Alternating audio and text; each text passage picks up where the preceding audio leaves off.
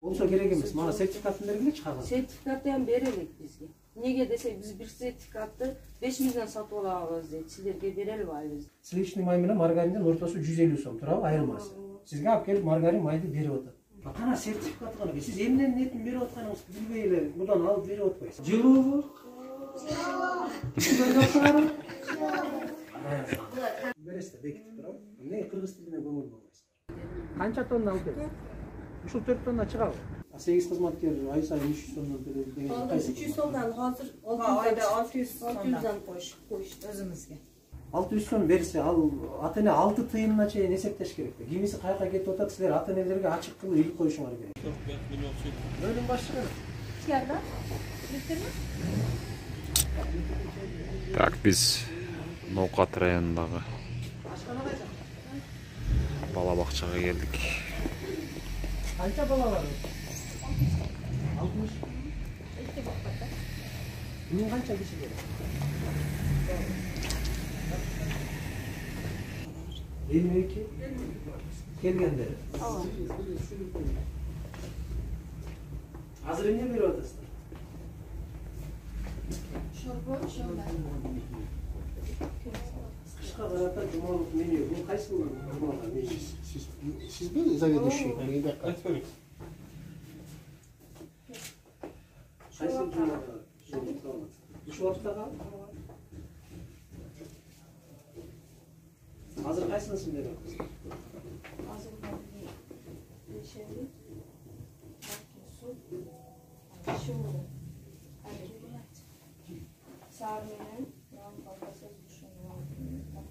Азыр мону берип атасыздар? Канча балага берип атасыздар? 52 бала.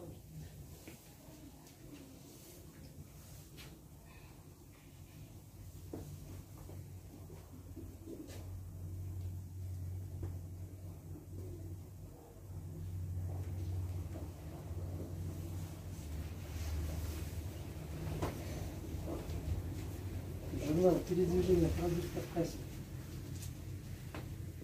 Күнүмдүк азык түлүктүн кыймылында журнал кандай? Күнүмдүк азык түлүктүн кыймылы. Күнүнө сиз мисал берип атасыздар, мынча сахар, мынча май, мынча эт, мынча сүт. Күнүнө кетип аткан журнал кандай? Азык түлүктүн күнүмдүк. Жок, азык түлүктүн күнүмдүк кыймылы болуш керек да, журнал болуш керек да. Сиз бекиткен, кол койгон күнүнө сиз ашпозчуга, башка ашпозчуга бересиз. 10 килограмм эт, 1 килограмм кумшекер, 2 килограмм картошка туурабы? Ашпозчунун асмандан албайт да, каяктан алат? Ошол азык түлүктүн кыймылындагы журнал кандай? Биз менюлер түзөбүз, менюлер Калькуляциячы бир күнгө калькуляция. Калькуляцияны журнал түзбөйт экенбиз да биз мына менюге неме кылабыз, буйдалды беребиз. Анан булар эмне кылышат калат. Ашпозчу эти көбү. Канча, мисалы, бир айда канча эт сарптайсыз? Bir cumaya 8 kilo кетет. Ama bir ayda 16 18 Mamleketten bölünген akça kança? 8. 8 som. Aylık miktar 8 som. Aylık miktar. Ata-nelerden? Ata-nelerden 600, 600 oldu. 600'den çok oldu. Evet. Ata-nelerden. Kança ata-ne? Kança bala ne? 60 da bala. 60 bala 600'den çok oldu. Jurnal var mı? Ошол киреше, бухгалтерияда. Бухгалтериңиз ким? Бухгалтер айлык мектеп. Бизде бухгалтер жок. Да, сизге ким эсептейт? Өзүм. Өзүңүз. Акча кимде болот? Ата-энелер төгүп келет. Жок, ата-эне төктү дейт. Акча кимде болот? Ким чогултат? Акча менде болот. Ким чогултат? Банкка ата-эне токтойт дагы. Банкка барып төгүп келет. Ата-энелер комитети бар. Комитети бар. Алар төгүп келет. Анан кийин квитанциясын ала беришет. Квитанциясы мынча акча төгүлдү деп сизге квитанция. Анан эне ол тендерчи бизге тамак алып кетирет продуктаны. Жок, ал акчаны кантип пайдаланасыздар? Акчаны тендерчиге алат, биз албайбыз. Каяктан? Колубузга тирип, банктан. Банктан тендерчи. Тендерчи. Жок, тендерди ким? Айлык өкмөт алат да. Бухгалтерия. Тендерге айлык өкмөттөн менен. Ошону айтып бербейсиз, ошону айтып берсеңиз. Тендер бул чогултулган акчанын баары эле пайма кантип алып алат? Мен азыр ишке жаңы келдим эле.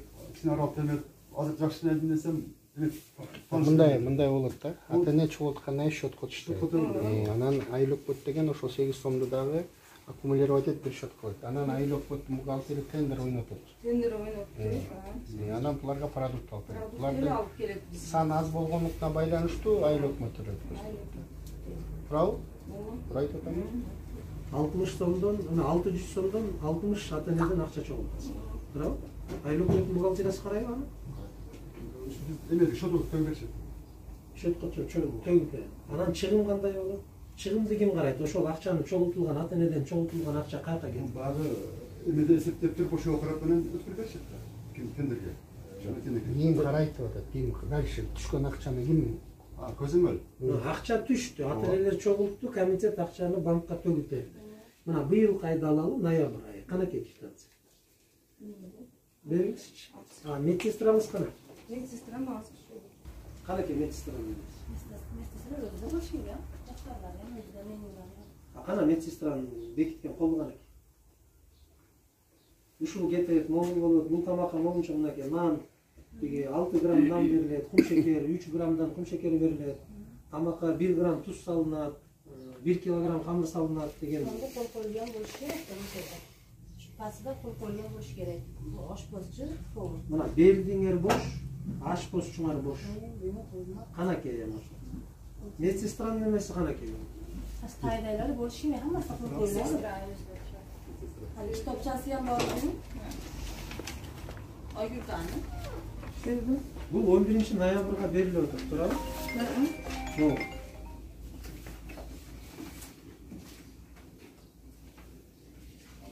Мына октябрь айына 36 мың берди. 600 сомдон 60 ата-эненики? 36 миң, туурабы? 36 миң. Эми 36 миңден айыл өкмөт жемеси канакей? Чыгашасы канакей? Уникini bizge devlet kvitanциясы. Айыл өкмөт Onu biz koyup koyuyoruz. 600 сомдон чогултуп атасыңар неме? Акчаны, туурабы? Эми мунун чыгымын ким эсептейт ана? Силер билбесеңер эч ким Biz билбейт. отчет кылабыз. Кантип? Бухгалтериясына барып тапшырасыз. Жок, сиз билбесеңиз кантип тапшырасыз? Сиз мага бербейт деп атпайсыз. Жоқ, біз продукттарды алабызбы? Алып туруп мына меню түзабыз. Менюду неме кылабыз, эсептеп туруп отчет кылабыз. Менюге карап туруп. Азыркы колуңар канакей? Мына бүгүн силер моуну берип атасыңар 11 ноябрга. Берди ким? Ашпозчу ким? Кантип бекиттиңер? Азыр коюп коюп деле. Кантип бекиттиңер? Медсестра кел. Канакей сиздин менюга колуңуз документиңиз. Муну ким түзөт негизи биринчи эме? Түздүңүз. Бериңизчи. Штатта канча киши бар? Штатта 12. Алып бериңизчи штаттык белгини. Данныйлар менен алып бериңиз. Ким иштейт деди?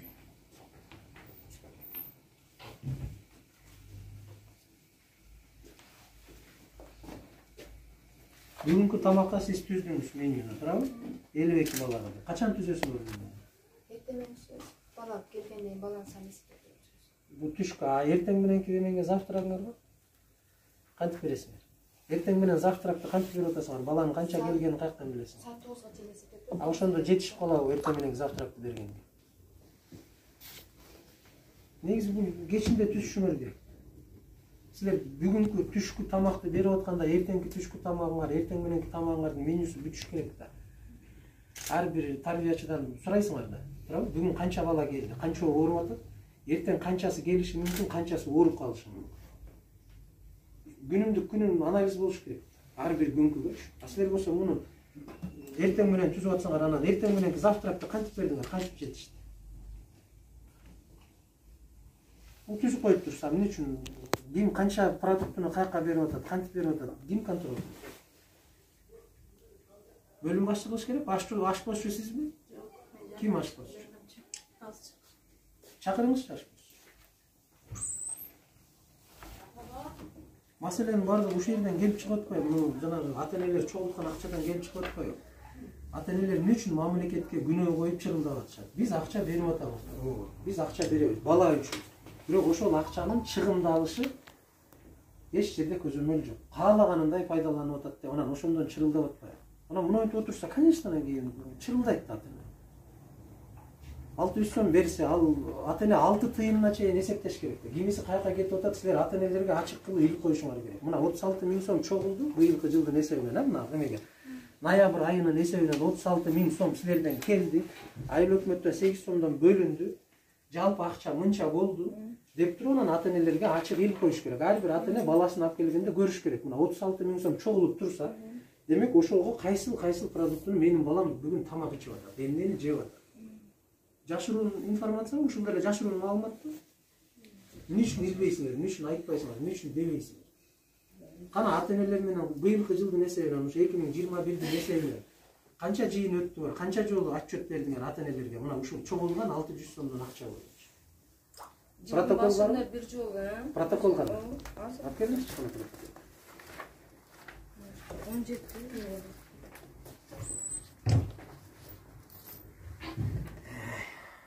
Siz kim familiyаңыз азыр? Арынбаева. Айгүл. Не дайымсыз? Паспортыңыз? Кайсы документиңиз бар? Сиздин Арынбаева экениңизди тактай турган азыр. Книжкам бар. Бериңизчи. Силердики ким фамилия? Ташбалтаева. Ташбалтаева. Дилрабу, Мархаба. Мархаба. Ташбалтаева Мархаба ашпозчу. Санкинишкаңыз кайда? Birlikte beraber. Алып келиңиз. Сиздики? Мадусманова.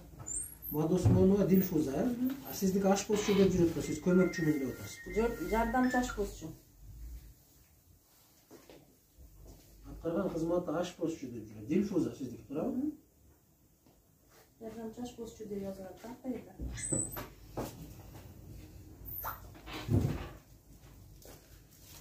Ташбалтаева Дилбара менен, Дилрабу менен Ташбалтаева Мархабо бир туугандарбы? Олар убактылуу да. Экөөсү. Эмнеси Окей. убактылуу? Көмөкчү жүрүшүгө алдым. 12 саат аз эле 05'та. Каякта бул киши азыр? Баласы ооруп калып келбеди. Келди. Келдиби? Келди. Балам ооруп деп. Кай жерде? Шүйдө. Жөнөп чакырайын. 17 кишиңиз бар азыр. Азыр канча киши иштеп атат? Азыр бүгүнкү күндө. Мүмкүндө батыр эле иштеп атат. 17. Чыгарыңызчы. Чыгарыңызчы ошо Mana 17. şu отпускада mana. Medine önünde отпускада. Тарбиячы. Yani бар bu жерде. Буйругу кана. Эмгек өргөсүнө кеткен Кутмединова Нургүлдүн буйругу кана. Бар. Буйругу менен 17 кишини чыгарыңызчы азыр бери. Ата-энелердин акчалары кеткен эмелер, бүгүн жалпы эме көрүп коет да. Ата-энелерди чогултуп эле жалпы жыйын мындай болду, андай болду, биз мындай карайбыз, дегендей карайбыз дегенде жыйын. Протокол общий эле. Жылдын башында марттагы Жылдын башындагы эле март айында өткөн болду ошол немеси. 600 сомдон тиги тамак ашка чогултсун деп милдеттендирилет, баягы жылдын башында. Анан эки балага айыл өкмөт тарабынан тамак аш акы 600 сомдон төлөп берилсин деп. Эки бала бул багар көрөрү жок, мүмкүнчүлүгү жок деген, туурабы? Айлык төлөмдөр айрым 15 чыкма кечиктирилбей төлөнсүн, башка башка 8 кызматкер ай сайын тамак ашка 300 сомдон төлөп беришсин деп, 8 кызматкер. Бул бала бакчанын 8 кызматкеринин балдары бар да, ошон үчүнбү? Иштеп аткан могу бала бакчанын 8 кызматкер ай сайын тамак ашка 300 сомдон төлөп беришсин деп атпайбы? Балдары бар. Балдары бар бул жердеги. Кызматкерлердин өзүнүн балдары бар. Алар 300 сомдон кошумча төлөп берет, туурабы? Ар бири. Bitta hozir hech kim bolasi yo'q, bitta meniki bor. 600 so'm to'layman. Тамакка 600 сом төлөйсүз. Айына. Балаңыз бар. 8 кызматкер ай сайын тамак ашка. O'zimga ham to'layman. O'zimizga ham to'laymiz. O'zimizga ham to'laymiz. 8 kızmatkar ay sayı 300 so'mdan төлөйт деген Hozir 300 so'mdan hozir Oyda 600 so'mdan so'mdan qo'shdi. o'zimizga. O'zingiz to'lab Bolamni nimaga kirgizib o'tkazdim 600 so'mdan to'layman. hozir жаңыл boşandı degan protokol. 600 dan to'layapmiz-da. Taş bolot o marhaba. Jashmun Азыр аянабы Азыр азыр? аян. Мурда жаш болду. Başı da. 11.04, 11.01, 22 ha?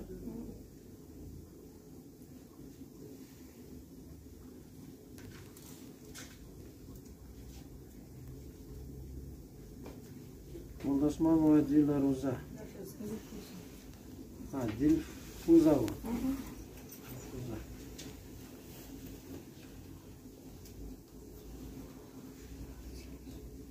Nokat rayonluk bölge medisinaları oldu. 22. yıl 10.11'e. İşte satsalatlar.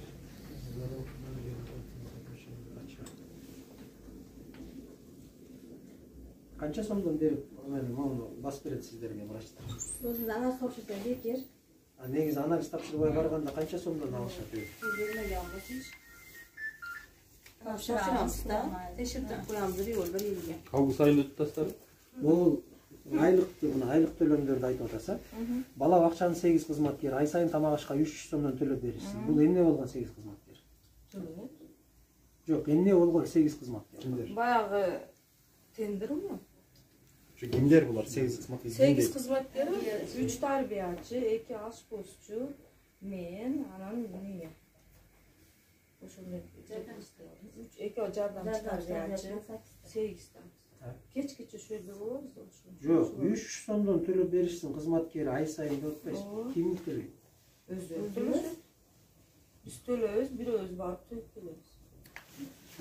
Şimdi nege төлейт деп атат? Эмнеге төлөп атасың? Тамак ашка. Тамак ашка. Сиздин бир балаңыз бар. Азыр жок. 600 сом төлейм. Азыр жок. Азыр бар. Булар өздөрү үчүн төлөйт экен. Өздөрү бул жерде кошо тамактанат да. Yeganimiz üçün Түштөнгү анемени бир тамакты жейбиз да, чөбүдөн. Эми үйгө барып келебиз. Өзүңүздөр кызматкерлер. Анан ошого дагы кызматкерлерден ак аласыңар. Ооба. 300 сомдон, эмне үчүн 600 сомдон төлөйт? Азыр 600. 600 сом. Улар 3 мал тамак жейт балдар. 3 кана жазды. Кызматкерлер биз 300дөн өзүбүз. Жок, кызматкерлер 600 сомдон төлөп атат. Эмнеси? Баласына төлөйт. Жок, мына yangi nimani zakon aytyapti. Азыр 600дан болуп калды, жакшы aytyapti. Жана 600дан кылып. Жок, бул элде баласына төлөп атат да, 600 сом как ата-эне катары эле. Сиздер өзүңүздөр абет кыласыздар да бир гана мал. Ошол үчүн 300 сомдон төлөйбүз деп түшүндүрсөңүз. Өзүңүзгө канча төлөйсүз? 300 сом төлөйсүз. 8 кызматкер.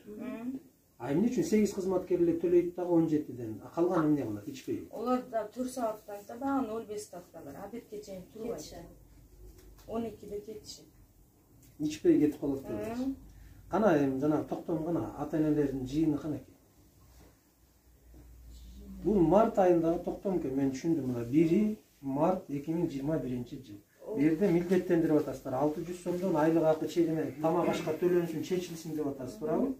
2 балага айыл өкмөт тарабынан 600 сомдон акча төлөнсүн деп атасыз. Айлык акы 15-ден кечиктирилбей берилсин деп атасыз. Ата-энелердин жыйыны гана эми ушул 600 сом акчаны сиздер алдыңыздар. Мен бердим. 36 миң сом квитанция келди. Мына 36 миң сом төлөндү. Эми ошол 36 миң сомду силер каяка жумшап атасыңар, кантип жумшап атасыңар? Тамак ашка. Эми кана ошол айыл өкмөт ошо берип аткан ата-эне, айыл өкмөт бардыгына чогулуп туруп Накладнолары бар, отчет кылат. жыйын, ошонун немеси канаке ачыкталган, кагазы канаке ата-энелерди жыйнап, урматтуу ата-энелер, мынакей сиздер 600 сомдон берип атасыздар. Өзүңүздөрдүн балдары үчүн рахмат сиздерге. Эми ошол акчаңыздардын чыгымы боюнча биз сиздерге отчет берип коелу. Бизде жашырган эч нерсе жок. Мына биз ушундай жака чыгымдайбыз деген. Канаке ата-энелердин. Жок да, жыл бүтүп атат. Жыл бүтүп атат. 36 миң сомго эмне алып келип атасыңар? Айлык 36 миң сом акчага эмне берип атасыңар? Эмне алып келип атасыңар?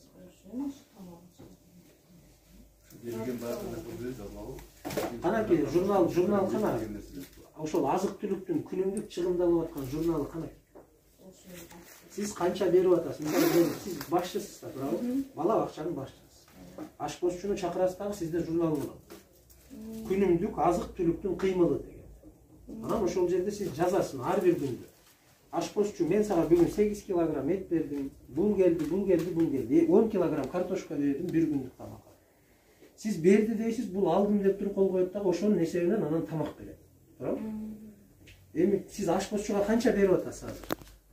Mına бүгүнкү тамагыңызга канча эт бердиңиз?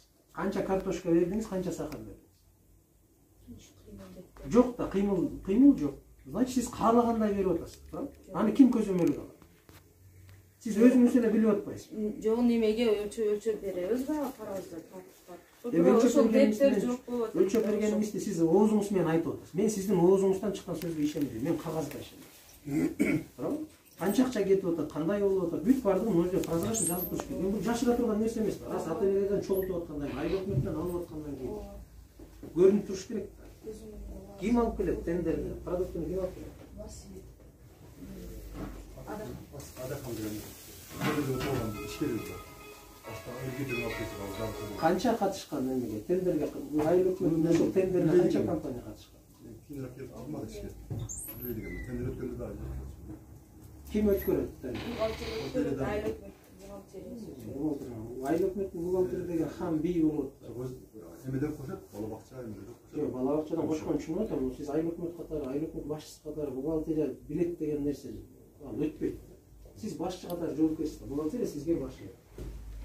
Ар бир тыйындын кыймылын сиз күндө тургузуп алса айтышыңыз керек. Бул тыйын бияка кетти, бул тыйын бияка кетти, туурабы? Жөнөкөй эле нерсе. Контроль жок, мен жаңы келгенде ушинтип эмес. Канча мына быйылкы ноябрь айына, азыр ноябрь айына канча эт алдыңар? Тендер боюнча канаке эти? Тендерибиз өтө элек али. Тендер өтө элек. Себеп? Билбейм, өткөрбөй. Жума күнү өткөрүп бериптир го. Бери жазуучу катыш дизең үчүн кандай элек бизде. Мен кече Бүгүн ноябрда Биз сентябрга чейин атыктарды бүтмөкчү болгонбуз. Октябрь, ноябрда тендер өтө элек. октябрь айыныкы да өтөт. Ооба, тендерчи өзү эле мындай продукттар ташып атат. Бекерден. Ал өзү эле алып келип берип атат силерге. А эмне тендер өтпөй жатканда эмне себеп? Ата-энелердин акчасы жок болбой атабы? Жок, жок. Ноябрь айына 36 миң. Ноябрь айына 36 миң берип атпайсызбы, туурабы? Ишкан канеке? Октябрь айы. Ноябрдыки эми 15 ноябрдыки эми 36 миң. Канеке? Тендер эмне өтпөйт, эмне проблема? Акча турат. Айыл өкмөттөн 8 сомдон бөлүп атасыңар, туурабы? Ар бир кана. Акча бөлүндү да, тендер эмнеге өтпөйт? Кантип берип атасыңар? Кантип акча берип атасыңар? мен жума күнү эметтим, жума күнү бериптир тендерге. Белгиле кайра бала бакчанын жетекчиси кийинен. Айыл өкмөтүңөр кайда? Жок эле. Жакын жерде. Эртеңер азыр накладной алып келип келичи, ноябрь айына канча эт келди? ноябрь айына накладной берген. Жок, октябрь айына. Октябрь айына эми берген. Аныкында Сентябрь айыныкы бар. Кайякта? Сентябрдыкын бериңизчи. Азырмы? Эртеңер ушул жерде сактап алам. Иә.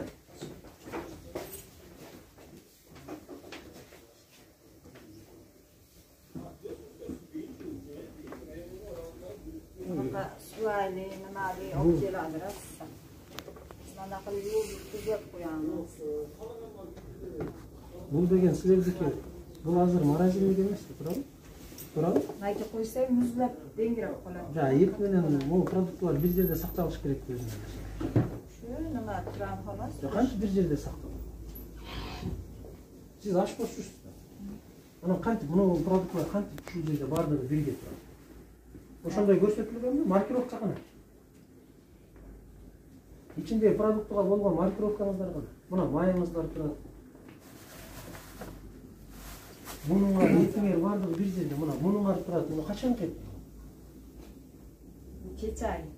Keçay nima demo? Koygan. Анан эмнеге кармап атасыздар? Ya keçay nima? Кечеги. Bugun almashtiramiz. Канаке, алым качан алмаштырасыз? Hozir ovqat pishgandan keyin. Эртең мененки тамагыңызды. Ertaga Эртең мененкини канаке алып койгонуңар. Канча граммдан берип атасыңар? Эртең менен канча грамм тамак берет? Канаке сливочный масло. Сливочный масло көрсөтүлөчү? Кана мына накладной сертификат канаке сливочный масло деген эмесин көрсөтүлөчү? Канча килограмм сливочный масло? da olib sutga beramiz sizga. Yo'q, qancha kilogramm? 5 kilogramm.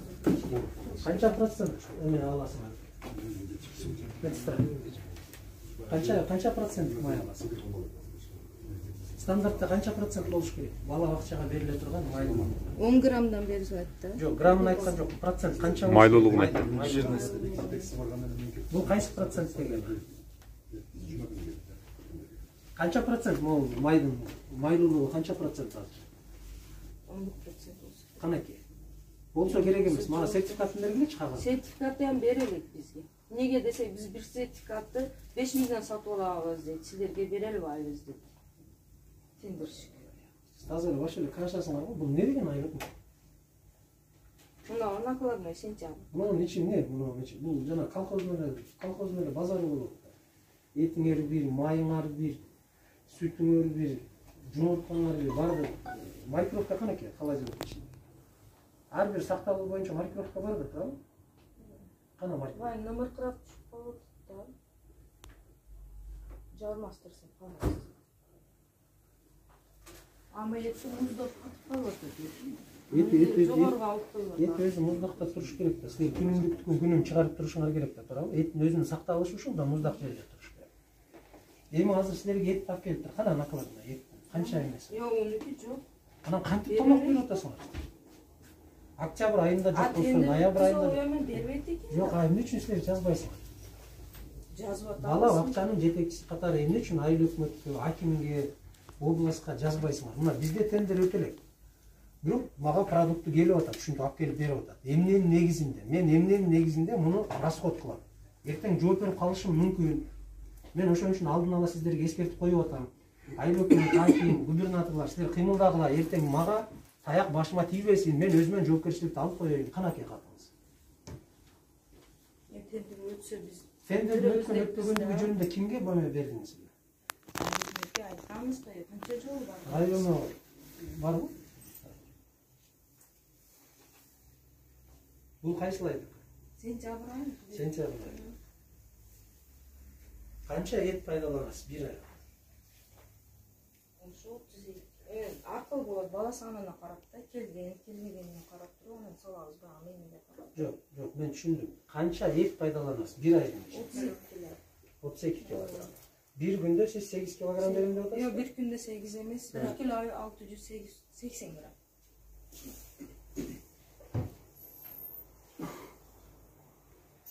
Altmış bala толук келсе. 100 сомун несі? Гречка екен. Так, мясо говяжье. Нарко. Мясо говяжье, а? 420 сом. Количество? 3 килограмм. 30 болса керек. Бұл қандай? 3 Yok, килограмм. bu nemeler hizmetkarlar рабочий деп тұрады. Мынау неме. Ошо балдырсыз.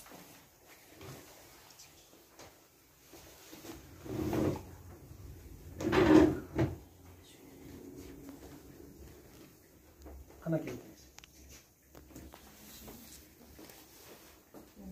36, 70 тонна.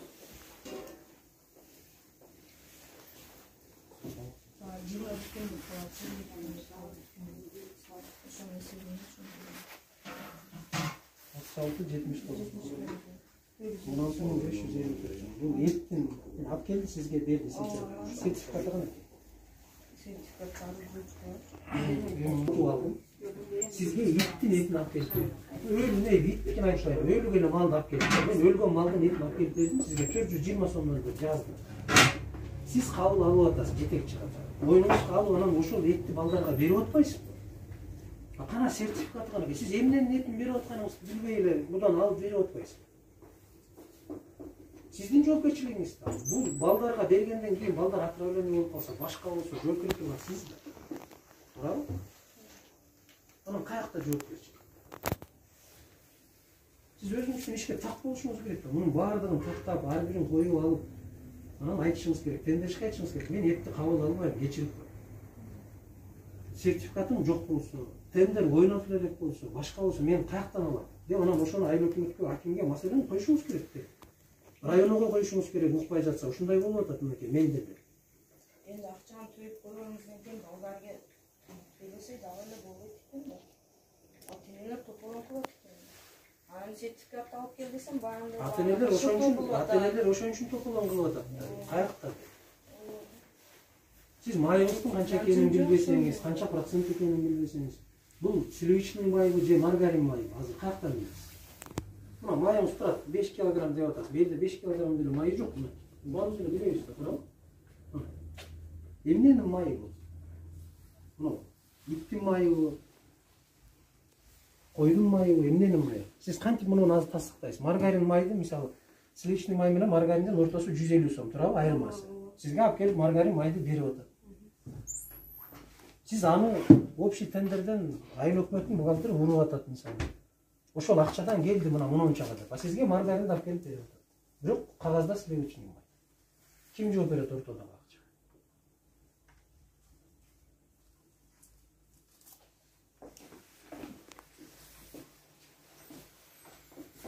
Ишиңер эчтеке иш жок болор акча. Кагаздын бирөө да туура эмес. Азык түлүктүн сакталышы, башка деген маселе бирөө туура эмес. 17 кишиңиз чыктыбы азыр? Бүгүнкү күндө турган азыр иштеп аткан. Мына экөө. Үчөө. Калган.